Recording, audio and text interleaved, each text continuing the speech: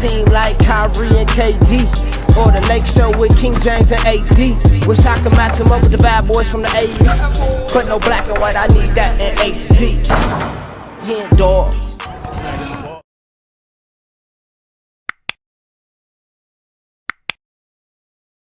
Yo, what's good, y'all? It's your boy HenDawgz, and we back to it. You know how we do it. Another day, another Larry Bird reaction video. Shout out to the Bird gang. Shout out to everybody, man. Shout out to all the new subscribers. Shout out to all the new supporters, man. I appreciate everybody that's, subscribed, that's been liking, that's been commenting. Shout out to everybody, man. And shout out to the people that's watching me for the first time too. Trust me, y'all came to the right place. Just trust me. After y'all watch this video, y'all see why everybody rock with me, man. But for this video, we got NBA legends and players explain how scary good Larry Bird was. And I'm excited for this video. I think in this video, it's gonna be like the older players, the Michael Jordan, Kevin McHale's, the players that played against him or played with him. And it's also going to be some newer guys in this video too. It's going to be the KDs and LeBron, I think. I'm almost positive. So it's going to be those, those players that was playing against him and with him, and then the people that, that is inspired by him, people that, learn from him and playing in the game today. So hope y'all enjoy this video. Make sure y'all subscribe to the channel if y'all haven't. Make sure y'all like this video if y'all like this video. And write some in the comments, man. Write some other videos y'all want me to do from Larry Bird. I highly appreciate that. I think I done probably reacted to maybe 20, 25 Larry Bird videos. And I'm trying to get that number to 100. I'm trying to react to every Larry Bird video on YouTube, man. If I can do that, we're gonna do it. So shout out to the Bird gang. Let's get into this video, man. We got the NBA legends and players explain how scary good Larry Bird was. Let's get it. YG, aka Ngala, and Larry Bird is one of those guys we have to put respect on because he was cooking your favorite player in the 80s. And what made him so special is that he can shoot lights out and his IQ was off the charts. That's what really made him unguardable. And before we get into this video, I got a question for the Bird gang, or just for anybody. What if y'all had to choose Larry Bird's greatest strength? What would y'all say? I don't want to hear, he didn't have one strength. Every single one of his abilities was equal. I don't want to hear that. What was his greatest strength? Was it his IQ? Was it his passing? Was it his leadership? Was it his shooting? Was it his scoring? Let me know right now in the comments, what was his greatest strength? cherry on top of all of that is that he will talk a whole lot of trash. And it was so disrespectful. I'm not going to say anything because the NBA legend's going to talk about it, but Larry Bird was so good that he scored 47 points with his left hand. It was getting too easy for him in his prime. And I hate how people don't think Larry Legend won't survive in today's league just because he wasn't the most athletic. But that doesn't make any sense because there's players like Luka Doncic who are unathletic but skilled. If anything, Larry Bird will excel in this league. Just his shooting alone will make him a threat. This is an all-time great we're talking about here. Legends will... Anybody that think that Larry Bird would not survive in this league, there's no way that they watch basketball. There's absolutely no way that they understand the game of basketball now, because the stuff that Larry Bird was doing back then would easily transition into the game today. Yeah, he's not the most athletic, whatever, but like you said, Luka's not the most athletic. Jokic isn't that athletic. There's a lot of players that's in the NBA right now that's not that athletic, but they also didn't have nowhere near the type of skill that Larry Bird has. So Larry Bird would be an all-star MVP type caliber player in the league today. Will find any way to dominate the game. Hey. So anyways, man, we're gonna listen to NBA legends and players talk about how scary good prime Larry Bird was. But before we get straight to that, make sure you like, share, subscribe, and hit that notification bell for the culture so you won't be missing any of my videos. And let's get to the vid, man. Do all that for my channel, not his channel. You kids, fuck you. Y'all give us the run for our money. Yeah. Alright, take care. Thank you. Work on that golf game of yours. One of the greatest players to ever play this game. A kid from French Lick. Boston. And one of the few guys that ever be in a three-point contest and shoot with a warm-up shirt on. And, but just his, he played until he couldn't play no more, obviously. We know that he just played till he literally couldn't play the game no more. He gave everything he had. And for young guys that don't know him, you know, they think of Larry Bird as a jump shooter. But he was so much more than that. He was a passer. He averaged double-digit rebounds. He defended, he took charges. And, you know, he's just a straight-up complete basketball player. And me as a small forward, you know, Scotty, Bird, Doc, you know, George Gervin, the guys that I kind of looked up to being a small forward, you know, and they kind of set the precedence of what it is to, you know, go out there as a professional and give it all. So, you know, I've always been a big fan of Larry Bird, and, you know, if I'm linked with any other greats, especially like him, that's pretty cool. Magic, James. Oh shit! I never seen this. And if y'all know me, y'all watch the channel, then y'all know that that's my GOAT right there. The guy that's about to talk, about to give praise to Larry Bird. That's my guy. So I can't wait to hear what Kobe got to say.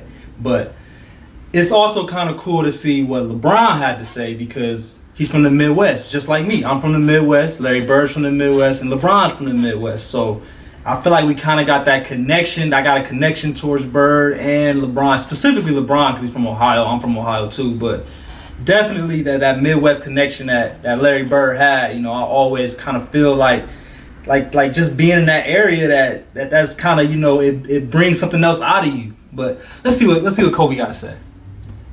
Worthy, Kurt Rambis, Kareem Abdul, all the Laker greats. I would always sit down and just ask them questions about certain games that I studied growing up. What actually happened there? What did you feel there? Why?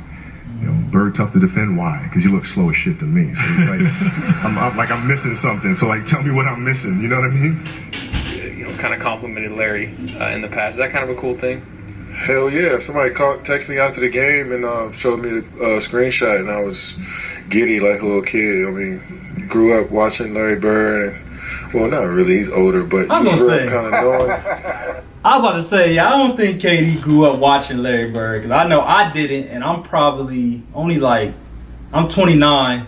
I think KD is like 32, 33, so he only like 4 years older than me, so I didn't think he grew up watching him either. But I know y'all the Bird gang. I know y'all gonna be a little biased towards this question, so I want y'all to answer this as unbiased as possible. Who would y'all rather take?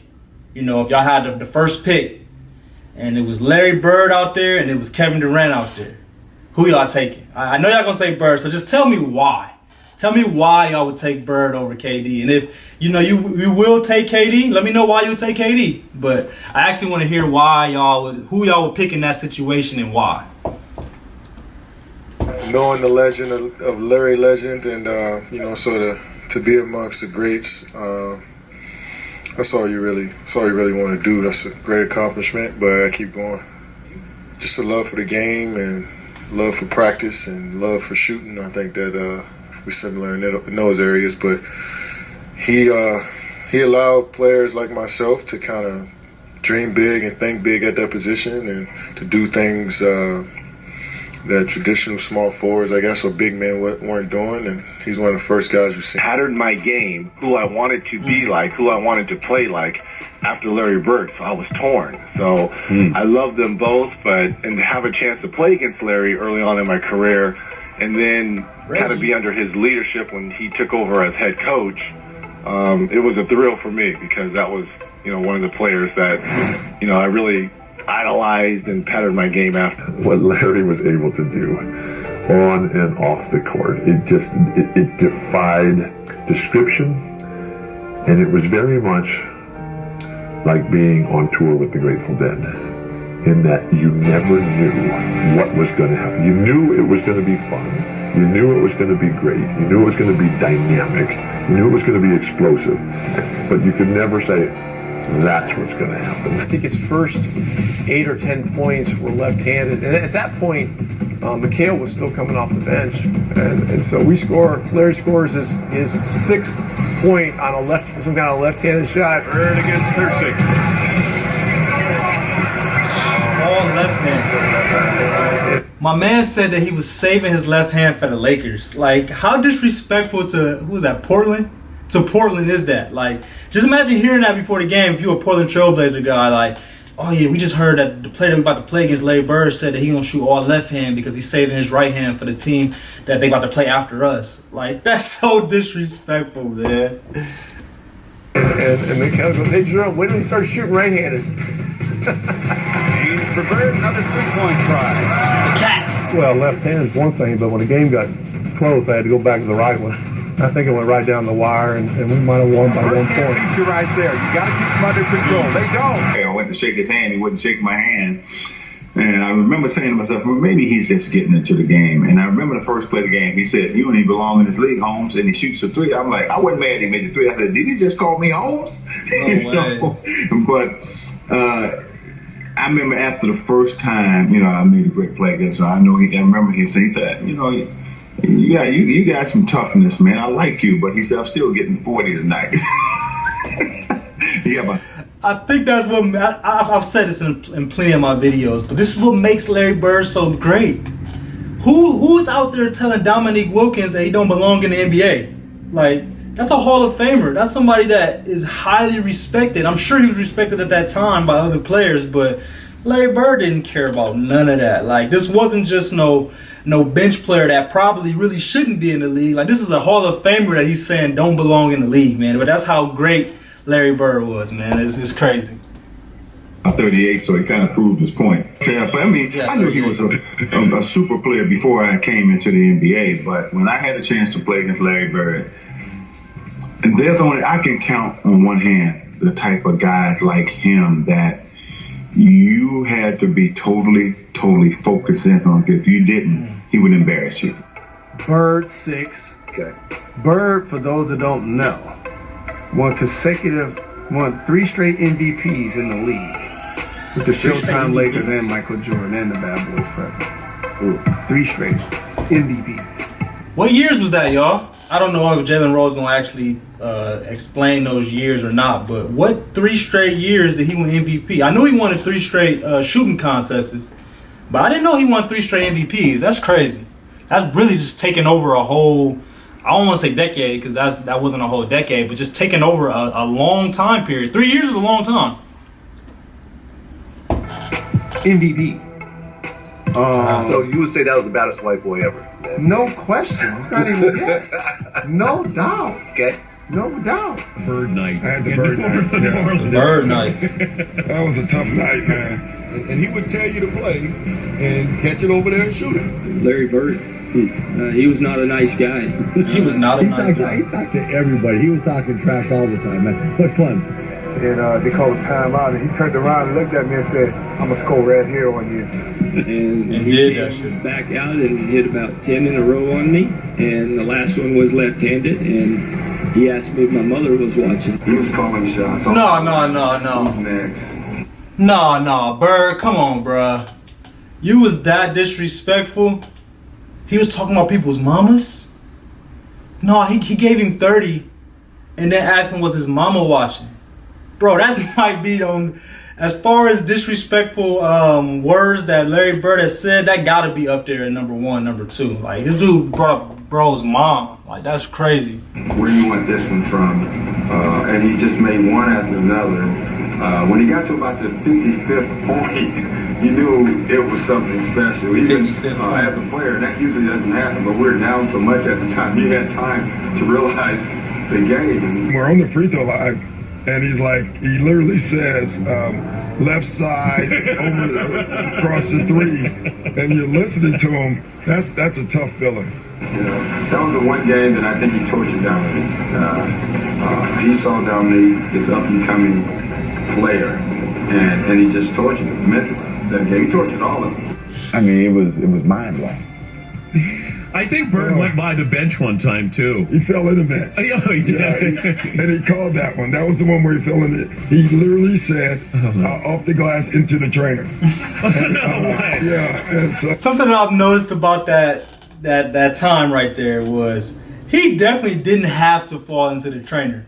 But the fact that he said it, like, okay, I'm about to shoot this shot and I'm going to fall into the trainer. He had to kind of play it to where it looked like he did it on accident.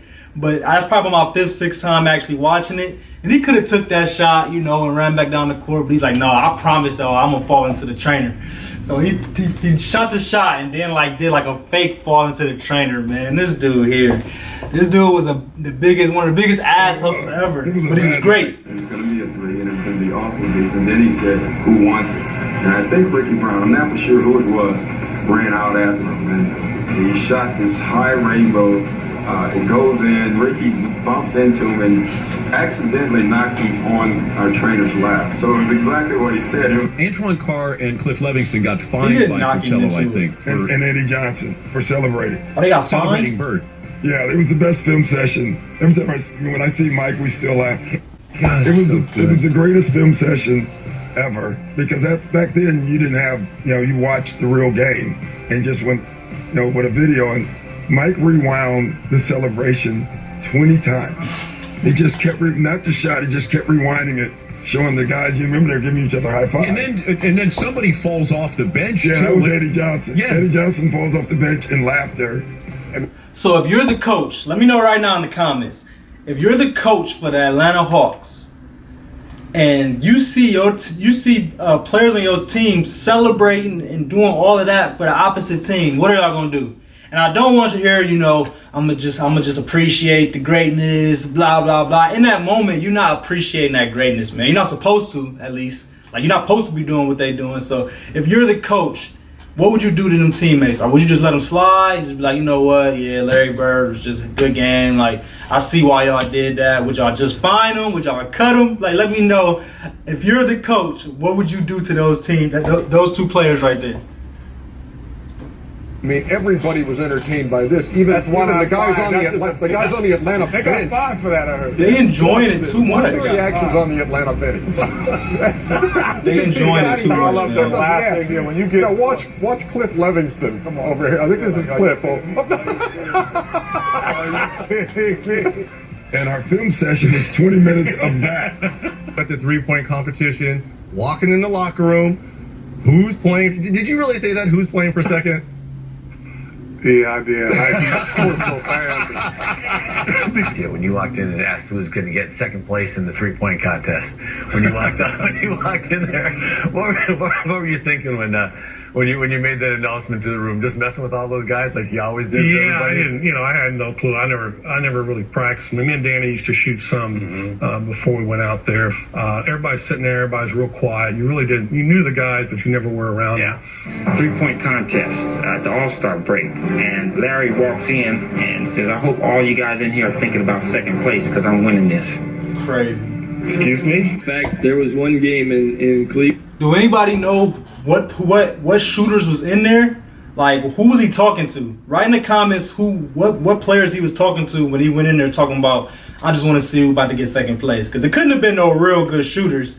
I mean, it could have been. It's Larry Bird. But I just feel like for him to have that much confidence, there couldn't have been nobody even close to him as far as shooting. Because he wouldn't have said that. In Cleveland. And he told me where he was going and where he was going to shoot. Nah. I won't hear about it. Okay. I won't hear about it. It was 91-92 season, and we was playing the Boston Celtics. It was Bird, McHale, Parrish, the great 3, Ainge, and we was up 1. Okay. Where he was having a pretty rough first half, and in the old days, whoever was just talking, write him in the comments. I don't even know who that was. That was just explaining that story. They didn't put a name up or nothing. In Cleveland, you walked off the court the same way at halftime, and I kind of puffed up on him and walked beside him and was like, "Yeah, you're 1 for 10." I was like, "That's defense, And he just kind of looked at me and said, "There's 2 halves." And he came back out and hit about 10 in a row on me. Damn. And we was up. Yeah, who was that? Okay. He said, "Who's guarding me as we come out of timeout?" Now remember, I'm a rookie because Price is out because he hurt. Right. He says, "Who's guarding me?" I says, "Craig Elo." He says, "Why you got that white boy on me?"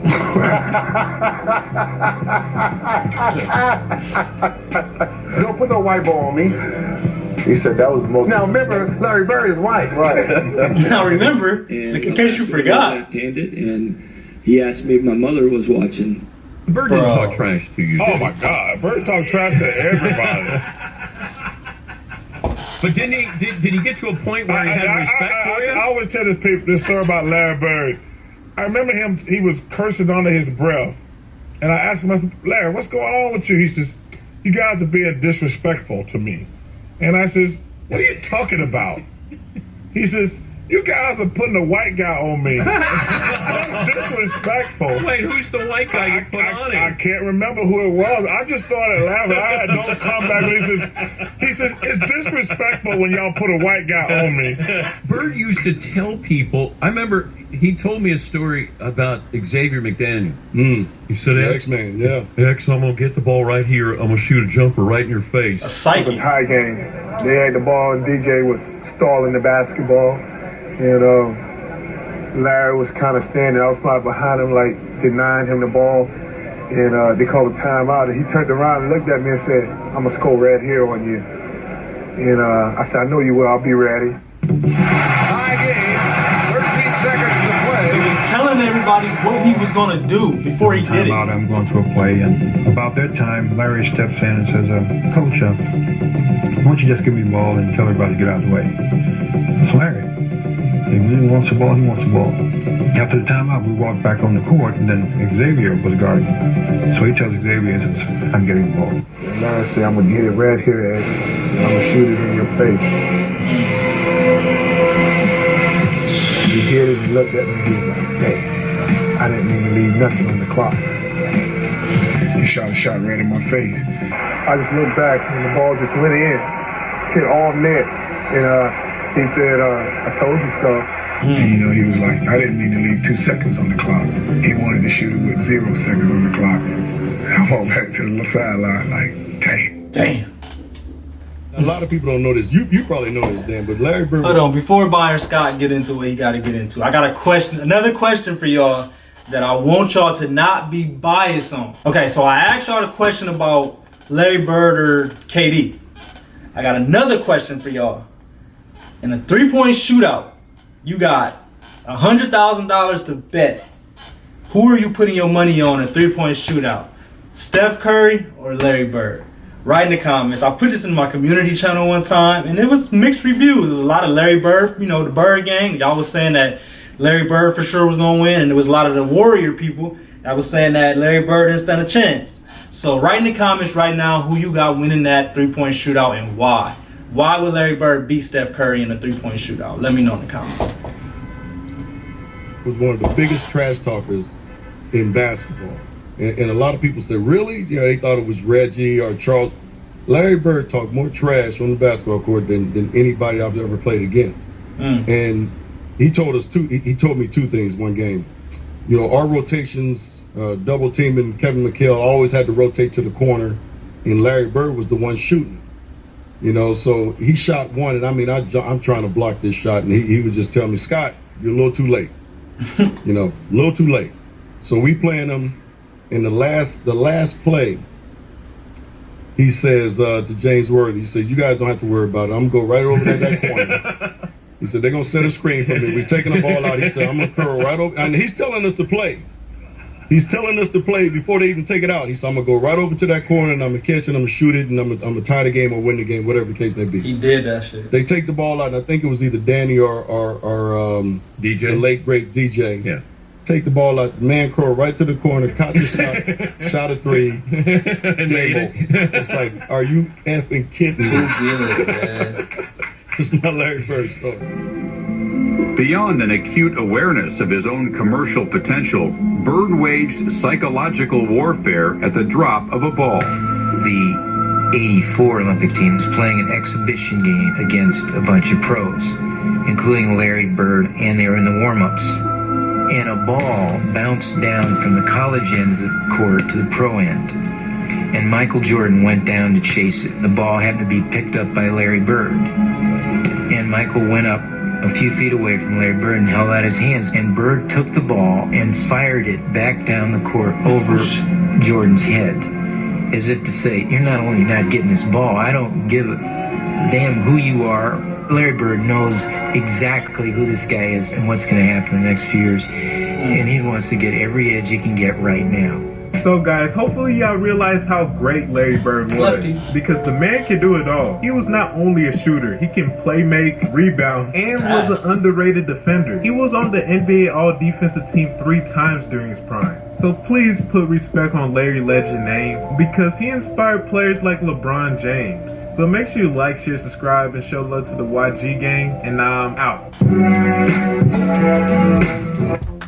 Great video, man. That's a super dope video. I mean, I feel like every Larry Bird video is good. I haven't had a bad Larry Bird video yet, so I appreciate y'all watching. But before we get out of here, I want y'all to write in the comments some of Larry Bird's most underrated skills, so I can kind of start diving more into that. Like, we know what he was great at, but what was some of the stuff you feel like he was a little underrated at, like stuff that he didn't get enough praise at? You know, I want to hear that from y'all, because I feel like y'all know Larry Bird just as much as me, if not more. I'm still learning, so I want y'all to keep teaching me. So I appreciate y'all, man, like always. Make sure y'all subscribe to the channel if y'all haven't. Make sure y'all like this video if y'all like this video, and write something in the comments. But like always, man, we out.